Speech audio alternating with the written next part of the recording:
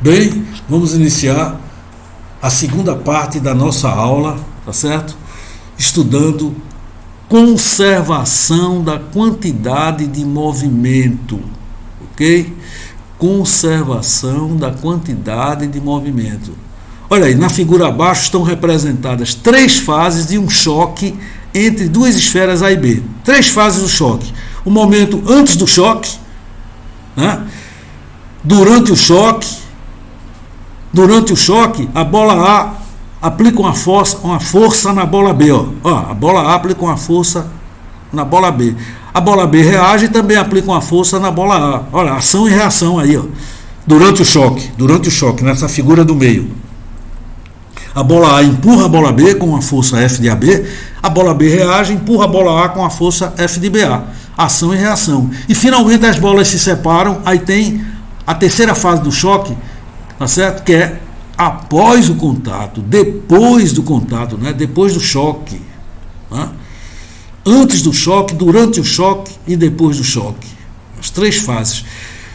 Então, depois do choque, a bola A vai ter uma velocidade diferente, porque ela foi retardada pela força BA, né? Ela foi retardada. E a bola B também vai ter uma velocidade diferente, porque ela foi impulsionada pela força AB. Então, as velocidades após o choque mudaram. Mudaram, porque durante o choque, cada bola exerceu na outra uma força, um impulso. Cada bola exerceu na outra um impulso. Por isso que as velocidades finais, após o choque, são diferentes das velocidades iniciais. Tá bom? Então, veja bem. Mas durante o choque, aquelas forças F de AB e F de BA, elas têm o mesmo módulo, porque ação e reação sempre têm o mesmo módulo. Né? Tá certo? Não é a terceira lei de Newton, né? A toda ação corresponde a uma reação de mesma intensidade, porém agindo em sentidos opostos, não é? Tá certo? Então as forças têm sentidos contrários, pelo princípio da ação e reação. Agora o impulso da força BA é só multiplicar. O impulso da força BA multiplica a força pelo tempo, aí tem o impulso de BA, certo? E o impulso da força AB é só multiplicar a força pelo tempo. Então, primeiro eu tenho as forças, elas são iguais em módulos e sentidos contrários. Agora o impulso de cada força, está escrito embaixo, impulso é força vezes tempo. Agora, então, do lado esquerdo, é o impulso da força BA, porque força vezes tempo é impulso. Do lado direito, é o impulso da força AB. Né? O impulso de BA é igual a menos o impulso de AB. Então, vamos lá. Então, bom, o impulso de BA, tá certo? É a variação da quantidade de movimento da esfera B, tá? Variação de quantidade de movimento da esfera B vai ser igual ao impulso, pelo teorema do impulso. E a variação de quantidade de movimento da esfera A também é igual ao impulso da esfera A. Tá bem? Então, a variação de quantidade de movimento é igual ao impulso. Variação de quantidade de movimento na esfera A é o impulso na esfera A. Variação da quantidade de movimento na esfera B é igual ao impulso na esfera B, que é o teorema do impulso que a gente viu. Tá ok? Então, tudo bem. Então, veja lá. Variação de quantidade de movimento em B é a quantidade final de movimento menos a quantidade inicial. Né? A variação da quantidade de movimento em A. Certo?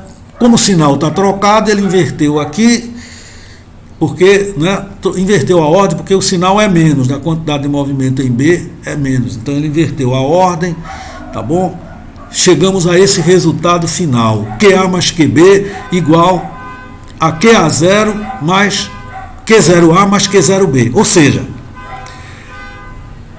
QA mais QB é a soma das quantidades de movimentos antes do choque. QA mais QB é a quantidade de movimento antes do choque. Igual a Q0A mais Q0B. São as quantidades de movimentos após o choque. Tá? Então, QA mais QB, quantidade de movimento após o choque. Q0A mais Q0B, quantidade de movimento antes do choque. Finalizando, nós temos que a quantidade de movimento depois do choque, que é QA mais QB, né, é igual à quantidade de movimento antes do choque, que é Q0A mais Q0B. Esse é o teorema,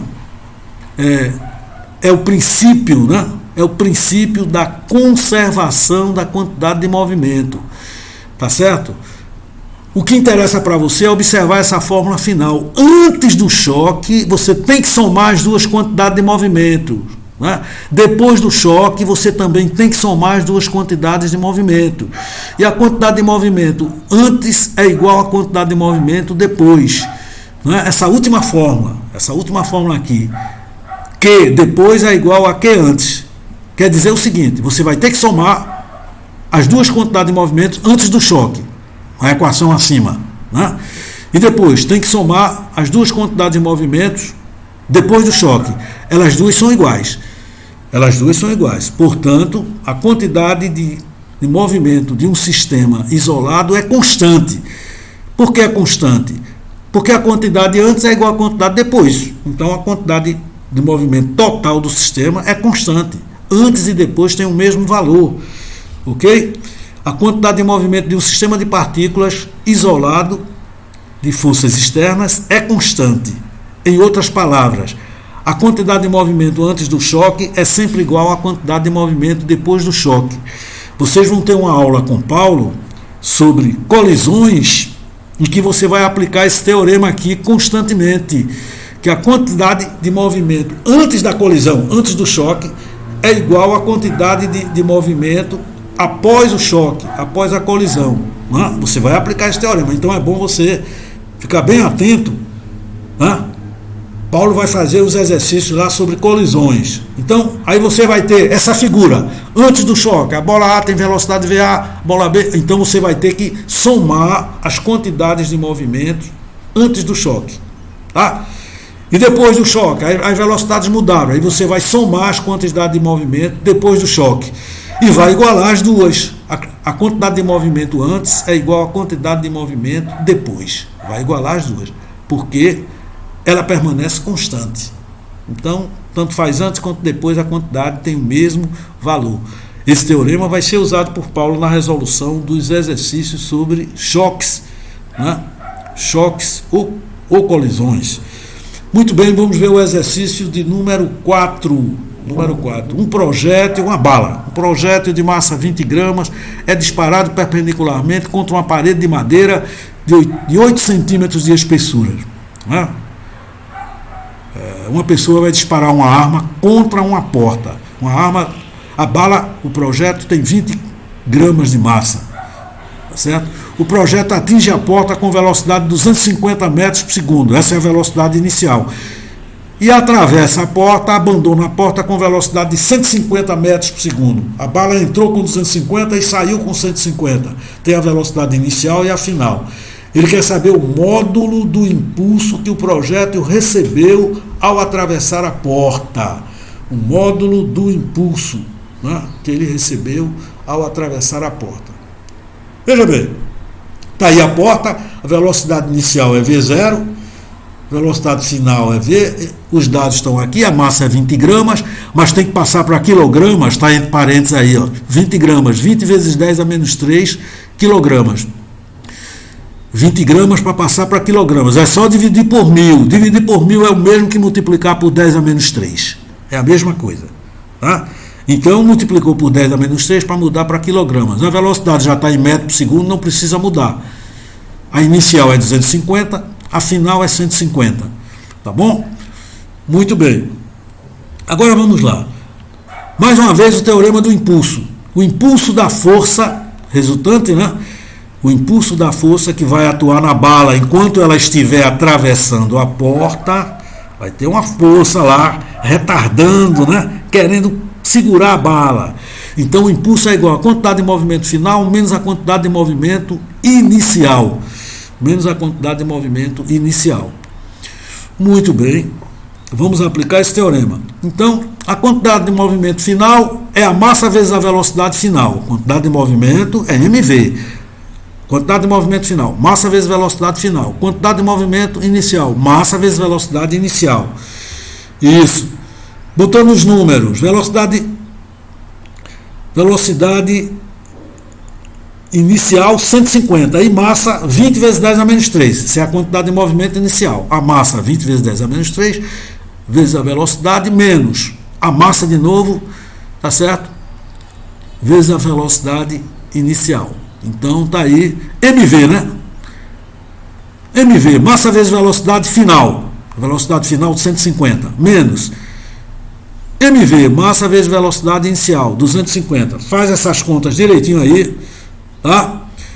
Vai ficar I é igual a 3 menos 5, resposta. I é igual a menos 2 Newton segundo. O resultado, né? A primeira conta, 3.000 vezes 10 a menos 3, deu 3. E a segunda conta, 5.000 vezes 10 a menos 3, deu 5. Menos 2 Newton segundo é o resultado da questão. Então, nós podemos assinalar a letra A para a questão de número 4. Para a questão de número 4. Muito bem. Finalmente, o exercício 5. Diz aí que, na figura a seguir, o peixe maior de massa 5 kg nada para a direita com velocidade de 1 metro por segundo. E o peixe menor, de massa 1 kg, né, se aproxima do maior, né, com uma velocidade U igual a 8 metros por segundo. Note que a velocidade U está contrária à velocidade V, né? O peixe pequenininho está nadando em sentido contrário. É bom observar isso, porque essa velocidade, quando entrar no cálculo, vai entrar com sinal negativo.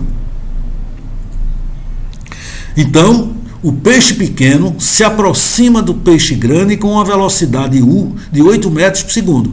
Eu estou olhando na figura que essa velocidade é contrária à velocidade V. Então, ela deve entrar lá na questão com sinal menos. Mas vamos continuar.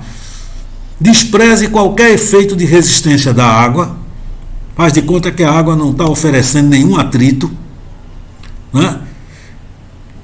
Despreze qualquer efeito de resistência da água. Faz de conta que a água não oferece atrito. Após engolir o peixe menor, o peixe maior vai ter uma velocidade de...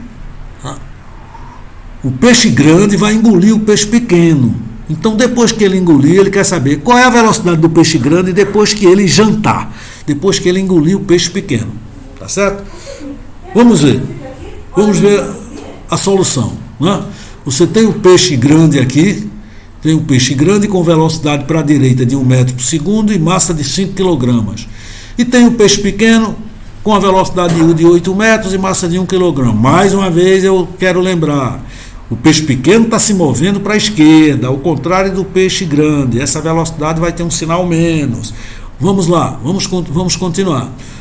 Conservação da quantidade de movimento. Quantidade de movimento antes de engolir é igual à quantidade de movimento depois de engolir. Né? Então, a quantidade de movimento inicial é igual à quantidade de movimento final. Quantidade de movimento inicial antes de engolir. Quantidade de movimento final depois de engolir. Tá certo? Então, vamos aplicar, né, a conservação da quantidade de movimento. Então, a quantidade de movimento antes, eu tenho 2 corpos movendo-se antes de engolir, né? Antes de engolir, tenho 2 corpos. Eu tenho a quantidade de movimento do peixe grande, M maiúsculo vezes V, mais a quantidade de movimento do peixe pequeno, que é a quantidade de movimento do sistema antes do peixe grande engolir o pequeno. Então, a quantidade de movimento do sistema é a quantidade de movimento do peixe grande mais a quantidade de movimento do peixe pequeno. M grande vezes V mais M pequeno vezes U. Botando os valores dos dados, né? 5 vezes 1 mais 1 vezes 8. O 8 vai entrar com sinal menos, porque a velocidade, não é, está contrária à velocidade do peixe grande. Por isso que eu botei esse sinal menos aí. Ok? Então, fazendo as contas, o resultado: 5 menos 8 dá menos 3 kg metro segundo, né? Menos 3 kg vezes metro por segundo. Isso é a quantidade de movimento do sistema peixe grande, peixe pequeno, antes do grande engolir o pequeno. Tá certo? Agora vamos ver depois. Depois que ele engolir. Então, vamos ver, ó. Quando o peixe grande engolir o pequeno, nós vamos ter um único peixe. O sistema agora vai ficar com um peixe só, que é o grande. Agora, o peixe grande vai ter a sua massa aumentada. Em vez de ele ter massa M, ele vai ter massa M grande mais M pequeno. Então, depois que o peixe grande engoliu o pequeno, né, nós teríamos um único peixe, que é o grande, só com a massa aumentada. A massa do peixe grande vai ficar a massa dele mais a do pequeno, M grande mais M pequeno. Então a quantidade de movimento depois da refeição seria MV, M grande mais M pequeno, vezes o V', que é a velocidade que a gente não sabe, que ele pergunta qual é a velocidade depois do grande engolir o pequeno. Né? Eu chamei de V' aí. Então 5 mais 1 dá 6 V'. 6 V' é a quantidade de movimento depois que o grande engole o pequeno. Como as duas quantidades devem ser iguais, pela conservação da quantidade, a quantidade de movimento antes é igual à quantidade de movimento depois, então nós vamos ter menos 3 igual a 6 V'. Logo, V' igual a menos 0,5 metros por segundo. Né? Menos 0,5 metros por segundo. Veja bem, porque tem um menos aqui, né? Menos 3 sobre 6, menos 0,5. Agora, a resposta é a letra A. E tem uma observação aí. O sinal menos da resposta indica que após engolir o peixe pequeno, né? Após engolir o peixe pequeno, o peixe grande recua. Ele vai se deslocar para trás. Por isso apareceu esse menos na resposta, né? Após engolir o peixe pequeno, o peixe grande vai recuar. O impacto, né? O peixe pequeno vinha com muita velocidade, por isso que a resposta apareceu um sinal negativo na resposta. Ok? Eu só tenho a agradecer a atenção de vocês, tá certo?